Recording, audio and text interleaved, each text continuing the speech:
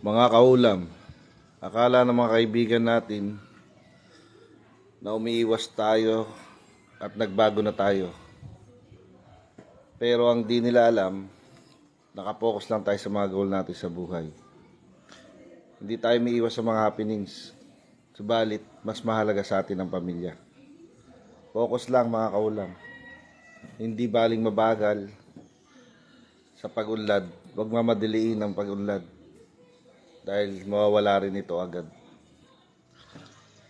Kaya pahalaga natin lahat ng may buhay sa paligid natin mga kaulam. Focus lang, aasenso ka, sipag at tiyaga. Mahalaga ang bawat oras na nilalagi natin sa araw-araw. Uya at pagod, baliwala yan pag na-achieve mo na yung goals mo sa buhay. Pag nakita masaya ang pamilya mo, mga anak mo, nag-aaral, kumakain na maayos sa bawang